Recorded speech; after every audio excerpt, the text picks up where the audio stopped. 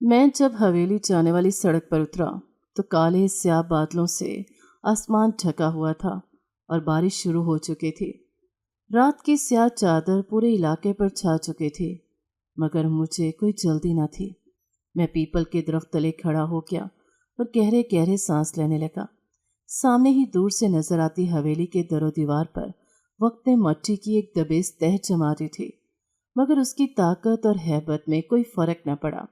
میں 6 سال بعد اس حویلی میں واپس آ رہا تھا، جہاں سے نکلتے وقت میں نے کبھی سوچا نہیں تھا کہ میں یہاں دوبارہ پلٹوں گا، کیونکہ یہاں میری نفرت نے جنم لیا تھا اور میں نے ہمیشہ کے لیے پلٹ کر نہ آنے کی قسم کھائی تھی۔ مگر جیسے ہی میں نے حویلی کے دروازے پہ قدم رکھا، اندر سے ایک دل دہلا دینے والی چیخ سنائی تھی۔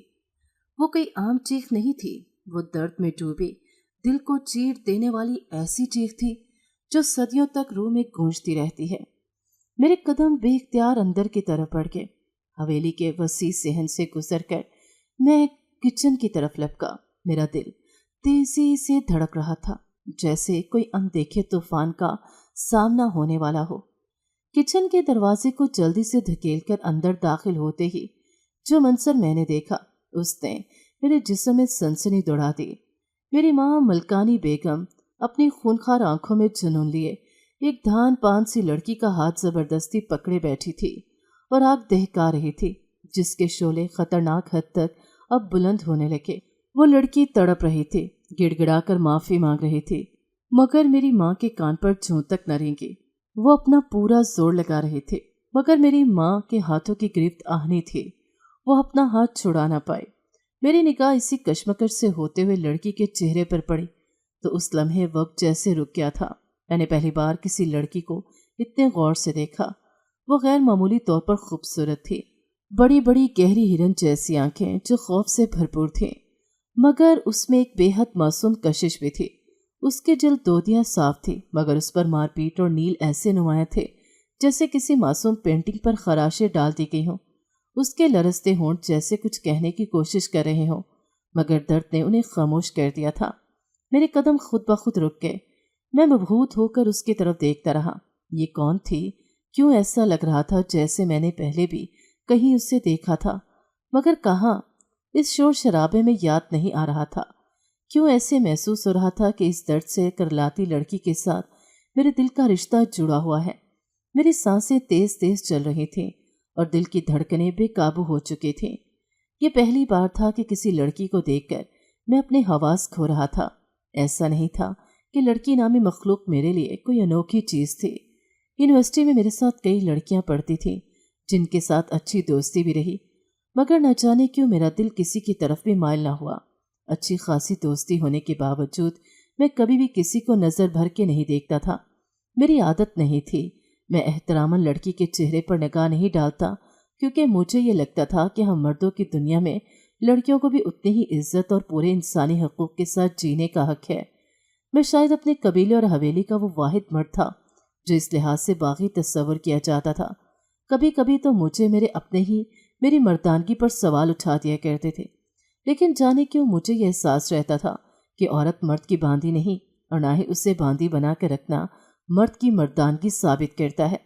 لیکن پھر اچانک اس کی چیخوں نے مجھے میرے خیالات کی دنیا سے باہر کھینچا۔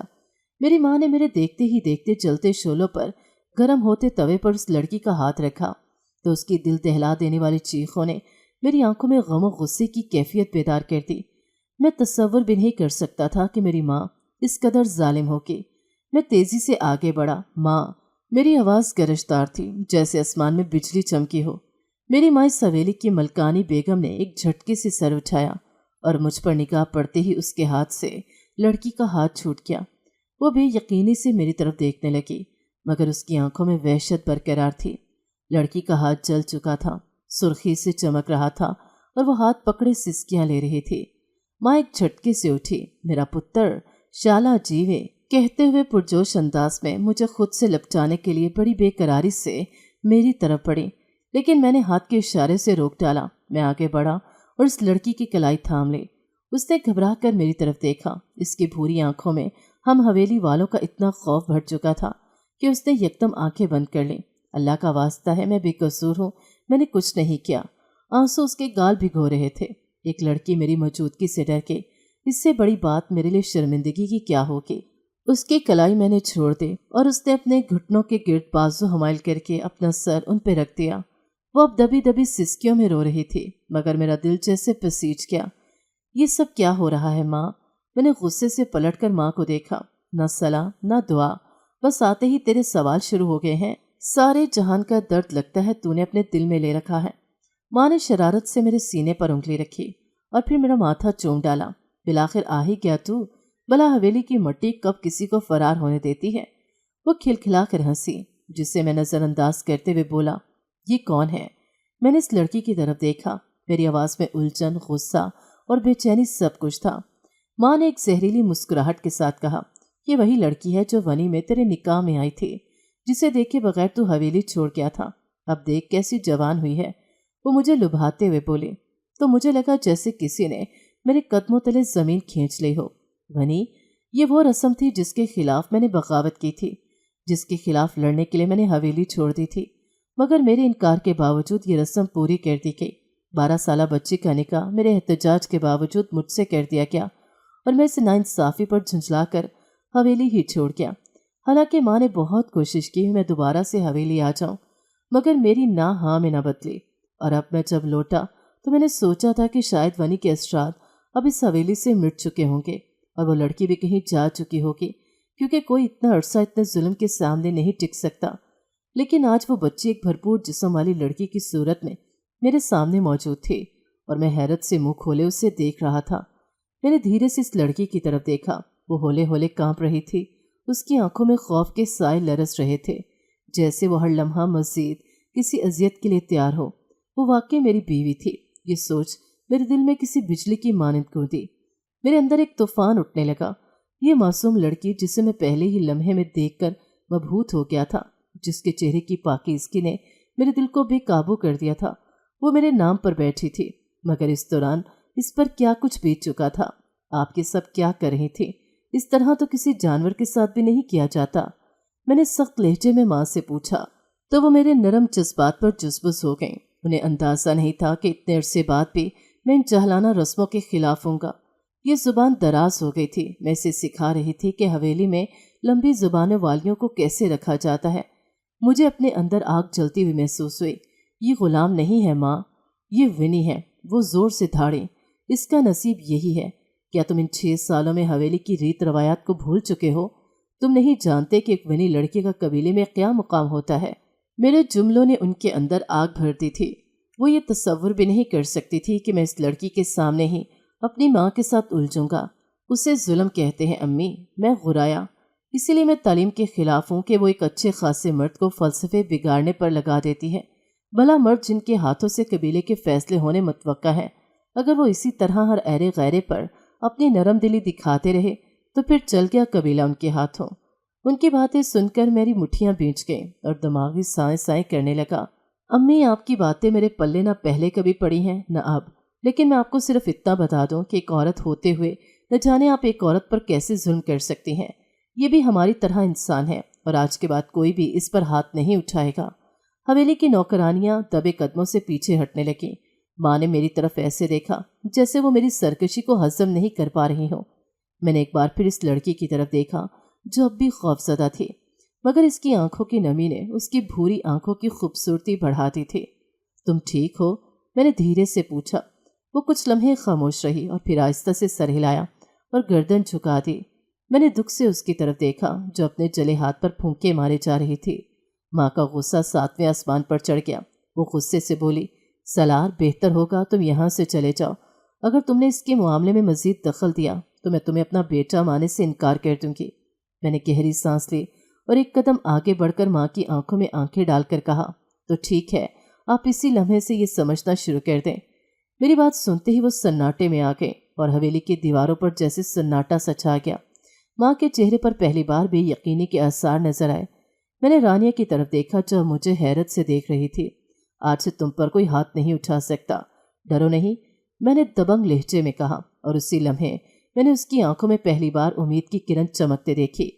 हवेली की दीवारों पर मेरे अल्फाज का रूप अब दिखाई देने लगा था, क्योंकि मैं अब वो कमज़ोर सलार नहीं था। جو چپ چاپ ظلم دیکھتا چلا جائے اور بول نہ پائے۔ اب میں بول بھی سکتا تھا اور ہاتھ بھی روک سکتا تھا۔ ماں میرے اس بدلے مزاج پر حیران پریشان کھڑی تھی۔ اس کی آنکھوں میں ایسی وحشت تھی جیسے میں نے اس کی دنیا ہی الٹ دی ہو۔ وہ مجھ سے کچھ کہنے کے لیے لب کھولنے ہی والی تھی کہ میں نے مزید کچھ سنے بغیر ایک جھٹکے سے رانیہ کا ہاتھ پکڑا اور کچن سے باہر نکل آیا۔ اس کا ہاتھ ٹھنڈا تھا، کانپ رہا تھا۔ شاید وہ یقین نہیں کر پا رہی تھی کہ کوئی اس کے لیے کھڑا ہوا ہے۔ جیسے ہی ہم حویلی کے بڑے صحن میں پہنچے وہ جھٹکے سے رک گئی۔ چھوڑو میرا ہاتھ، اس نے کمزور مگر ضدی لہجے میں کہا۔ میں نے چونک کر اسے دیکھا۔ میں تمہیں بچا رہا ہوں، میں نے نرمی سے کہا۔ مجھے کسی کے بچانے کی ضرورت نہیں۔ وہ ایک دم تیزی سے بولی، جیسے برسوں کی دبی چنگاری ابھی ابھی شعلہ بنی ہو۔ تم چلے گئے تھے، سب نے کہا تھا کہ تمہیں پرواہ نہیں، پھر اب کیوں آئے ہو؟ میں نے جواب دیے بغیر اس کی کلائی پکڑی اور تیزی سے آگے بڑھ گیا۔ رانیہ کا نازک وجود میرے قدموں کے ساتھ قدم ملانے کی تگودو کر رہا تھا۔ وہ کسی کٹی پتنگ کی طرح میرے ساتھ ساتھ چلتی آ رہی تھی۔ جیسے ہی ہم ایک سنسان راہداری میں پہنچے وہ جھٹکے سے رک گئی تو میں نے گھوم کر اس کی طرف دیکھا تو اس نے اپنی کلائی میرے ہاتھ سے کھینچ لی۔ مجھے مت چھوئیں۔ اس کی آواز میں بے حد سختی تھی مگر وہ خوفزدہ بھی تھی۔ غلط مت سوچو میرے بارے میں، بھروسہ رکھو، میں نے نرمی سے کہا۔ اس کی بے حد حسین آنکھیں آنسوؤں سے لبریز تھیں مگر اس کے اندر کچھ تھا، شاید بغاوت، شاید غرور، شاید برسوں کے ظلم کا غصہ۔ مجھے کسی پر بھروسہ نہیں رہا۔ جب سگے ماں باپ چھوڑ گئے تو کسی اور پر کیا یقین؟ اس نے کانپتی ہوئی آواز میں کہا۔ 6 سال ہو گئے، کوئی نہیں آیا بچانے، اب کیوں آئے ہو؟ میں خاموش ہو گیا۔ اس کی آنکھوں میں ایسی تلخی تھی جو وقت کے ساتھ جمی برف کی مانند تھی اور میں جانتا تھا کہ اسے پگھلنے میں وقت لگے گا۔ رانیہ نے مجھے غور سے دیکھا، جیسے کچھ تلاش کر رہی ہو۔ تم تو مجھ سے نکاح کر کے بھاگ گئے تھے نا، یہ جانے بغیر کہ ایک بچی کے ساتھ اس حویلی میں کیا کچھ ہو سکتا ہے؟ مجھے اس کی بات نے جھنجھوڑ کر رکھ دیا۔ میں نے نظر جھکا کر اس کے جھلسے ہاتھ کو دیکھا جو ابھی تک سرخ ہو رہا تھا۔ غصے کی ایک لہر میرے اندر دوڑ گئی۔ چلو، میں نے سختی سے کہا۔ کہاں؟ میرے کمرے میں۔ رانیہ چونک گئی جیسے میں نے اس کی عزت پر حملہ کر دیا ہو۔ نہیں، وہ 2 قدم پیچھے ہٹی جیسے میں اس پر کوئی حق جتا رہا ہوں۔ میں ہرگز تمہارے کمرے میں نہیں جاؤں گی۔ اس کی بھوری آنکھیں ڈر کر پھیل گئیں اور چہرے پر خوف سا آ گیا۔ نہ جانے اس کے دل میں کیا کیا خیال آ رہے تھے کہ میں کمرے میں لے جا کر کیا کروں گا۔ میں نے اس کی کلائی ایک بار پھر پکڑی تو وہ رونے لگی۔ چھوڑو مجھے، میں کہتی ہوں چھوڑو۔ وہ تڑپ کر اپنی کلائی چھڑانے لگی تو میں نے گہری سانس لی اور پھر اس کی کلائی پکڑے پکڑے اپنے کمرے میں لے آیا اور زور سے دروازہ بند کر دیا اور کنڈی لگا دی۔ میری سرکت پر وہ سہم گئی۔ وہ دروازے کے قریب کھڑی رہی جیسے اگر میں نے کچھ غلط کیا تو وہ فوراً بھاگ جائے گی۔ میں نے اسے کچھ نہیں کہا، اسے وہیں چھوڑا اور اپنے کمرے کی الماری کی طرف بڑھا۔ میں جانتا تھا کہ میں اسے اپنے لفظوں سے مطمئن نہیں کر پاؤں گا، اس لیے اسے میں مزید اپنے حوالے سے یقین نہیں دلا سکتا تھا۔ میں جانتا تھا کہ وہ بے آواز رو رہی ہے، اس کے تمام آنسو میرے دل پر گر رہے تھے۔ ایک لڑکی جو 6 سال سے میرے نکاح میں موجود ہے، اس کا مجھ سے شکوہ کرنا تو بنتا ہی تھا۔ میں پلٹا تو وہ مجھے ہی دیکھ رہی تھی۔ میں اس کے قریب آنے لگا تو وہ ڈر کر دیوار کے ساتھ جا لگی۔ میرے نزدیک نہیں آنا ورنہ مجھ سے برا کوئی نہیں ہوگا۔ تو اس کی بات سن کے خواہ ہی میرے ہونٹوں پر مسکراہٹ سی آ گئی۔ مجھے مسکراتا دیکھ کر اس کی سانسیں تیز تیز چلنے لگیں تو میں نے ایک دم اپنے ہاتھ میں پکڑے ہوئے فرسٹ ایڈ باکس کی طرف دیکھتے ہوئے اس سے کہا کہ مجھ سے ڈرنے کی ضرورت نہیں، میرے ہاتھ میں پکڑے ہوئے باکس میں میڈیسنز ہیں، اپنا ہاتھ آگے کرو، تمہیں دوا لگانی ہے، تم زخمی ہو۔ تو اس کی بھوری آنکھوں میں حیرانگی سے اتر آئی جبکہ میں اس کی بھوری آنکھوں کے طلسم میں کھوسا گیا۔ وہ ہچکچائی مگر پھر آہستہ آہستہ چلتی ہوئی میرے قریب آئی۔ اس کے قدموں میں ایک عجیب سی بے یقینی تھی، جیسے وہ یقین نہیں کر پا رہی ہو کہ واقعی میں اسے تکلیف نہیں پہنچانے والا۔ اس نے اپنا ہاتھ آگے کیا تو میں نے اس کا ہاتھ اپنے ہاتھ میں لیا اور فرسٹ ایڈ باکس کھولا۔ جو ہی دوائی اس کے زخم پر لگائی تو ایک سسکی سی اس کے ہونٹوں سے نکلی اور مجھے لگا جیسے میرا دل نکل گیا ہو۔ پھر وہ اپنے ہی درد پر ہنستے ہوئے بولے، یہ زخم نئے نہیں ہیں، میں اور میرے درد، ہمارا بہت ہی گہرا ناتا ہے۔ اس کے لہجے میں بولتے دکھوں نے مجھے شرمسار کر ڈالا۔ میں نے ضبط سے اپنے ہونٹ بینچ لیے۔ اب مزید زخم نہیں آئیں گے، میں وعدہ کرتا ہوں۔ وہ خاموش رہی، شاید میرے الفاظ کا تجزیہ کر رہی تھی۔ یہ پہلا موقع تھا جب میں نے کسی عورت کو اتنے قریب سے محسوس کیا تھا۔ اس کی جلد نازک تھی مگر اس پر بے شمار زخموں کے نشان تھے۔ اس کے ہاتھوں پر ناخنوں سے کھرن پڑے ہوئے تھے اور ہتھیلی پر جلنے کا نشان۔ میں نے بامشکل اپنا غصہ قابو کیا۔ یہ سب کس وجہ سے ہوا؟ میں نے آہستہ سے پوچھا۔ وہ خاموش رہی۔ رانیہ، میں پوچھ رہا ہوں۔ میری آواز میں نرمی تھی مگر ساتھ اصرار پہ۔ وہ سانس لے کر بولی، یہ سب ہونے کے لیے کسی وجہ کا ہونا ضروری نہیں۔ 6 سال سے یہی سب ہو رہا ہے۔ 6 سال یعنی وہ 6 سالوں سے یہ ظلم سہ رہی ہے۔ میں نے آہستہ آہستہ اس کے ہاتھ پر مرہم لگانا شروع کیا۔ جیسے ہی روئی جلتے زخم پر لگی، رانیہ نے اپنی آنکھیں زور سے بند کر لیں اور لب بھینچ لیے۔ درد ہو رہا ہے؟ میں نے آہستہ سے پوچھا۔ یہ درد نیا نہیں۔ اس کی آواز سرگوشی جیسی تھی۔ مجھے لگا جیسے میرے نام سے اس پر ظلم ڈھانے والوں نے مجھ پر ہی کہیں نہ کہیں تو ظلم ہی کیا تھا۔ اب ایسا کوئی نہیں کر سکے گا، میں نے اس کی طرف دیکھتے ہوئے کہا۔ رانیہ کی آنکھوں میں نمی آ گئی مگر اس نے جلدی سے رخ موڑ لیا، جیسے کہہ رہی ہو کہ مجھے یقین نہیں آتا۔ میں نے ایک پل کے لیے اسے دیکھا اور اپنا سر جھکا کر سوچا کہ میں تمہیں یقین دلا کر رہوں گا۔ اتنے میں میرے دروازے پر زوردار دستک ہوئی تو میرے چہرے پر ناگواری کے آثار آ گئے، مگر رانیہ خوفزدہ ہو کر دروازے کی طرف دیکھنے لگی۔ میں اپنی حویلی کے مزاج کو بہت اچھے سے سمجھتا تھا، لہٰذا میں نے رانیہ سے کہا کہ فوراً لیٹ جاؤ۔ وہ میری بات سنی انسنی کرتے ہوئے دروازے کی طرف گھبرا کر دیکھنے لگی تو میں ان کے کان کے قریب جا کر آہستہ سے دھاڑا، تمہیں سمجھ نہیں آ رہی کہ میں کیا کہہ رہا ہوں؟ تو وہ میرے لب و لہجے پر ایک دم سے پریشان ہو گئی۔ اسے یقین ہی نہیں آ رہا تھا کہ ابھی جو اتنی نرمی سے مجھ سے بات کر رہا ہے وہ اتنی سختی سے بھی بات کر سکتا ہے۔ اس کی آنکھوں میں ایک نیا شکوہ اب بھی میرے لیے تھا، لیکن میں جانتا تھا کہ میں اپنی جگہ پر صحیح کر رہا ہوں، لہٰذا میں نے پھر سے اسے حکم دیتے ہوئے کہا کہ اب اگر تم نے میری بات نہ مانی تو مجھ سے برا کوئی نہیں ہوگا، فوراً لیٹ جاؤ، اسی میں تمہاری بہتری ہے۔ اور وہ بنا چوں چرا کیے کاؤچ پر لیٹ گئی تو میں تیزی سے دروازے کی طرف بڑھا اور جو ہی دروازہ کھولا تو سامنے میری ماں کھڑی تھی اپنے پورے جلال کے ساتھ۔ وہ میرے کندھے کے اوپر سے دائیں بائیں دیکھنے لگی۔ میں جانتا تھا کہ اسے رانیہ کی تلاش ہے، لیکن میں اس کے سامنے سے نہیں ہٹا اور سینے پہ ہاتھ باندھے اپنی ماں کی طرف دیکھنے لگا تو وہ مجھے گھور کر بولی، کدھر ہے وہ لڑکی؟ باہر نکال، حجرے میں مہمان آئے ہیں، اس کے لیے کھانا بنانا ہے۔ تو میں ایک دم آہستہ سے بولا، حویلی میں اتنی نوکرانیاں کس لیے رکھی ہیں؟ آپ ان سے کہہ دیں، ویسے بھی اس کی طبیعت ٹھیک نہیں، جلے ہوئے ہاتھ سے وہ کتنی دیر تک کام کر سکتی ہے، اسے آرام کی ضرورت ہے۔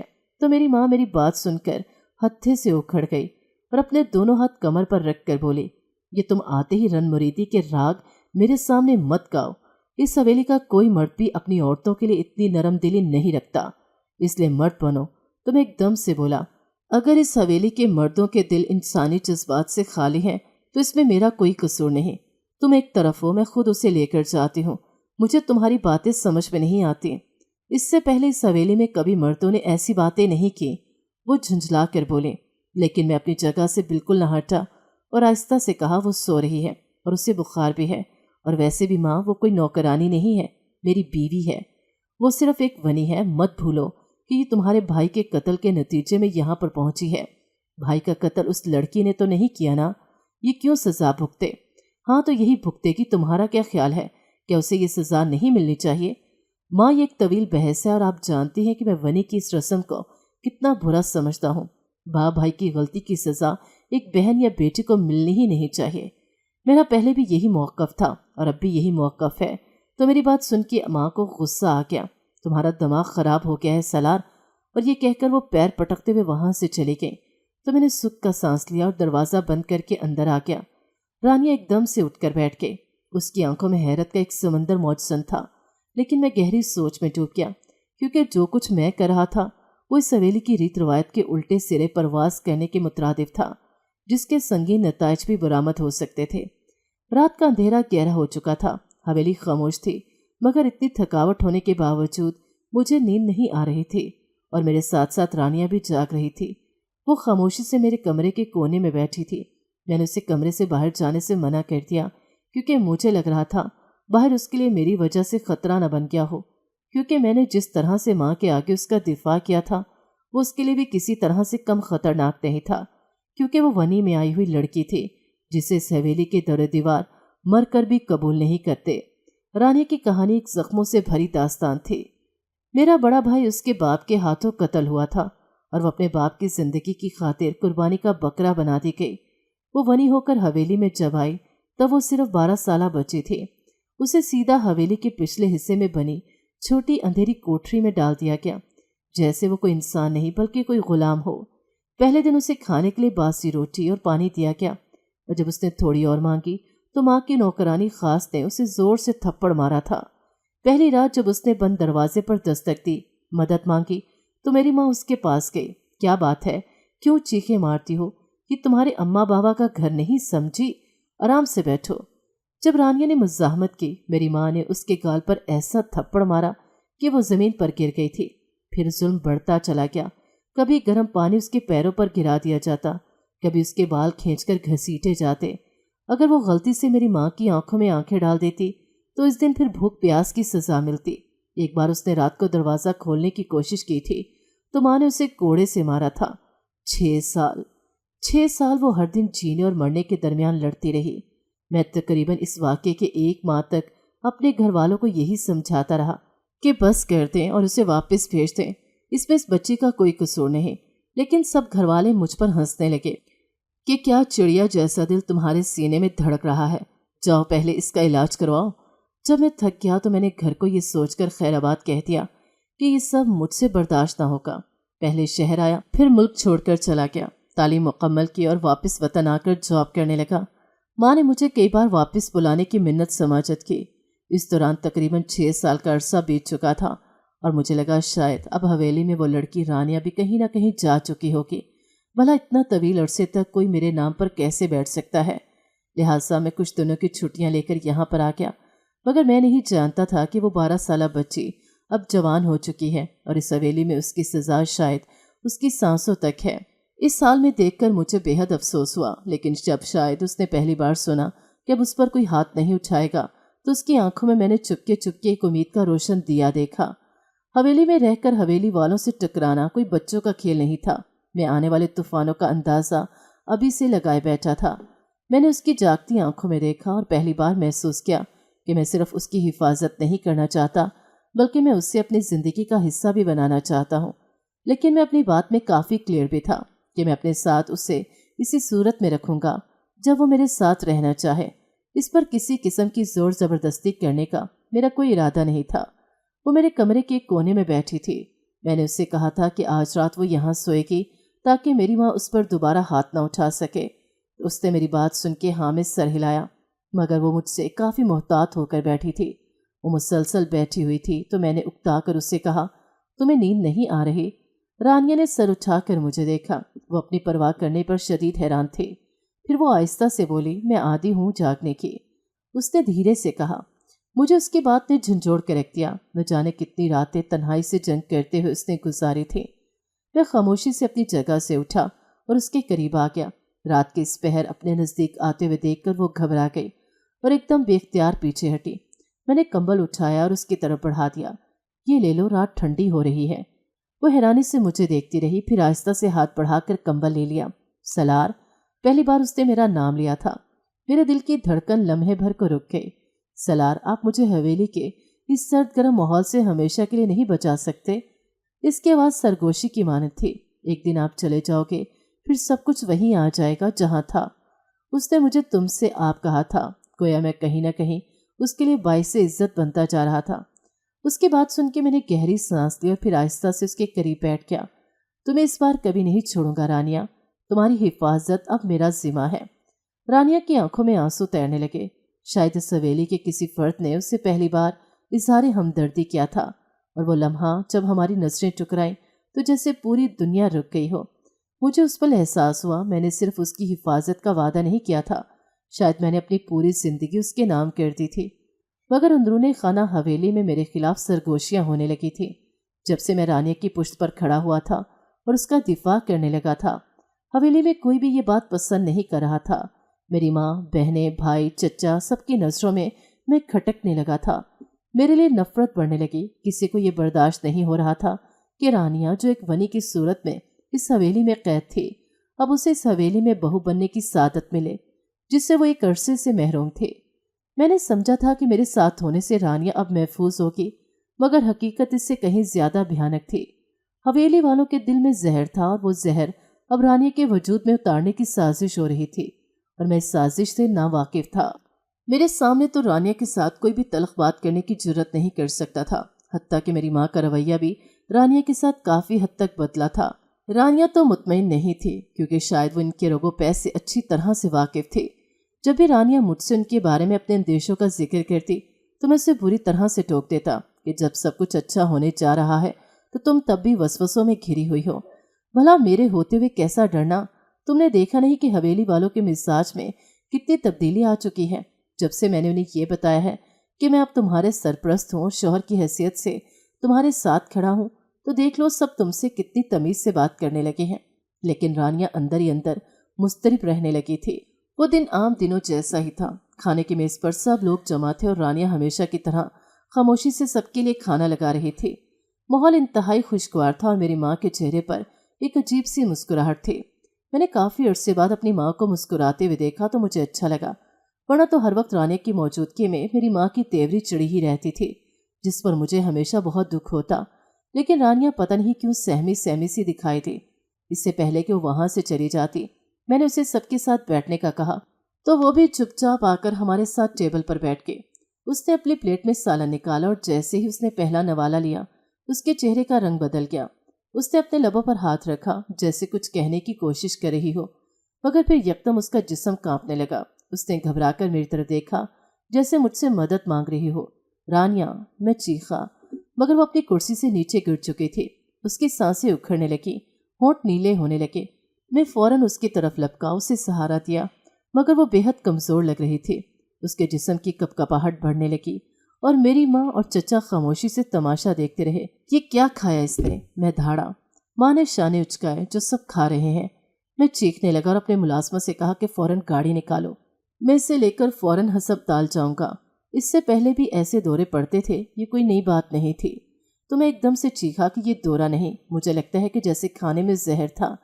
میری بات پر ماں کا رنگ متغیر ہو گیا اور ایک دم سے نظریں چرانے لگی۔ میں نے ایک لمحہ ضائع کیے بغیر رانیہ کو اپنی باہوں میں اٹھایا اور باہر بھاگا۔ نوکرانی اور محافظوں کے چہرے حیرت میں ڈوب گئے، مگر میں نے کسی کی پرواہ کیے بغیر گاڑی کی طرف دوڑ لگا دی۔ راستے پر رانیہ کی نیم مردہ حالت مجھے اندر سے توڑ رہی تھی۔ میں نے اس کی پیشانی پہ ہاتھ رکھا، وہ پسینے سے بھیگ چکی تھی، اس کی آنکھیں آدھی بند ہو چکی تھی۔ رانیہ، میں تمہیں کچھ نہیں ہونے دوں گا، میں نے کانپتی آواز میں کہا۔ ہسپتال پہنچتے ہی ڈاکٹروں نے اسے ایمرجنسی میں لے لیا۔ میرے ہاتھ خون سے بھر چکے تھے۔ میرے ذہن میں ایک ہی خیال تھا، اگر میں چند منٹ اور لیٹ ہو جاتا تو نہیں، میں یہ سوچ بھی نہیں سکتا تھا۔ کئی گھنٹوں کی کشمکش کے بعد ڈاکٹروں نے کہا آپ وقت پر لے آئے، جان بچ گئی، مگر زہر کی مقدار زیادہ تھی۔ اگر دوبارہ ایسا ہوا تو شاید زہر۔ میرے خیال کی تصدیق ہو گئی۔ جی ہاں، زہر، ایسا زہر جو تیزی سے کام کرتا ہے تاکہ کسی پر شک نہ جائے۔ اچانک مجھے ماں کی ملازمہ خاص کا مخصوص اشارہ یاد آیا۔ جب رانیہ ٹیبل پر بیٹھی تو اس نے تیزی سے رانیہ کے سامنے پلیٹ رکھ دی۔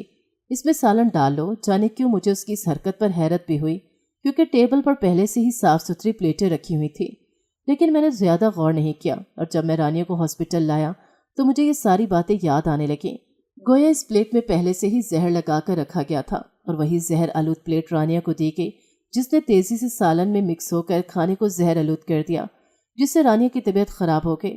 میں ڈاکٹر کے بیان مکمل ہونے سے پہلے ہی بات کی تہہ تک پہنچ چکا تھا۔ اب بس مجھے حویلی جانے کا انتظار تھا۔ بس ایک بار رانیہ ٹھیک ہو جائے تو پھر میں اس سازش میں شریک لوگوں کا پتہ چلا لوں گا۔ میں نے دل ہی دل میں تہیہ کر لیا۔ میں نے سوچا تھا کہ میری موجودگی رانیہ کے لیے کافی ہے، مگر وہ تو اب بھی خطرے میں تھی۔ اب تو وہ پہلے سے بھی زیادہ نشانے پر تھی۔ میں نے فیصلہ کر لیا، میں رانیہ کو کسی قیمت پر حویلی میں اکیلا نہیں چھوڑوں گا۔ میں مختصر سے چھٹی لے کر آیا تھا، مگر اب میں نے اپنی چھٹیاں مزید بڑھا لیں۔ میں جب حویلی پہنچا تو شدید غصے میں تھا۔ میں نے اپنی ماں سے کہا کہ وہ ملازمہ خاص کہاں ہے، یہ سب اس کا کیا درا ہے۔ میں نے تو پہلے ہی کہا تھا کہ یہ زہر آلود کھانے کی وجہ سے ہی اس کی حالت بگڑی ہے، اور میری اس بات کی تصدیق تو ڈاکٹر نے بھی کر دی۔ یقیناً آپ کی ملازمہ نے رانیہ کو جان بوجھ کر زہر دینے کی کوشش کی ہے، اور ظاہر ہے اس کی رانیہ سے کوئی دشمنی تو نہیں، یہ زہر اس نے کسی کے کہنے پر دیا ہے۔ بس میں اس کے منہ سے گلوانا چاہتا ہوں، کہاں ہے وہ؟ تو ماں نے کہا وہ تو کب کی حویلی چھوڑ کر بھاگ گئی ہے۔ تو میرا ماتھا ٹھنکا، یقیناً اس حویلی سے بھگانے میں میری ماں کا ہی ہاتھ ہوگا۔ میں نے گہری نظروں سے ان کی طرف دیکھا، لیکن میری ماں نے اپنی نظریں چرا کر یہ ثابت کر دیا کہ وہ اس سازش کی روح رواں تھے۔ مجھے لگا کہ اس کے بعد ماں سنبھل جائیں گی اور اس طرح کی کوئی حرکت نہیں کریں گی، لیکن وہ تو بری طرح سے رانیہ کے پیچھے ہی پڑ گئیں۔ یہ بات حویلی میں سب کو معلوم ہو چکی تھی، کہ میں رانی کی حفاظت کے لیے کچھ بھی کر سکتا ہوں، اور اب میرے سامنے کھلم کھلا سازشیں کرنا ممکن نہیں رہا تھا، مگر دشمن ہمیشہ پیچھے سے وار کرتا ہے۔ اب کی بار چال زیادہ خطرناک تھی۔ میں 2 دن بعد جب حویلی لوٹا تو اچانک حویلی میں شور مچ گیا۔ سب سے زیادہ بلند آواز تو میری ماں کی تھی، جو مسلسل ایک ہی بات کر رہی تھی۔ آخر وہ بھاگ گئی، وہ ہمارے دشمن کسی کے ساتھ بھاگ گئی۔ ماں کی بات سن کے میرے قدموں تلے سے زمین ہی نکل گئی۔ فوراً بھاگتا ہوا اپنی ماں کی طرف آیا اور ان سے پوچھا کہ کیا ہو گیا ہے، رانیہ کہاں ہے؟ میری بات سن کے گھر کے تمام ملازمین سر جھکا کر کھڑے ہو گئے۔ میرے چچا سر پکڑے بیٹھے تھے۔ میں نے دروازہ کھول کر باہر دیکھا، نوکرانیاں حیرت زدہ تھیں۔ میرا چچا شفیق سر جھکائے کھڑا تھا اور میری ماں غصے میں پاگل ہو رہی تھی۔ مجھے دیکھتے ہی میری ماں ایک دم سے بولی، اور دو اسے کھلی چھوٹ، آخر تمہارے اور ہمارے منہ پر کالک مل کے وہ کسی کے ساتھ بھاگ گئی نا۔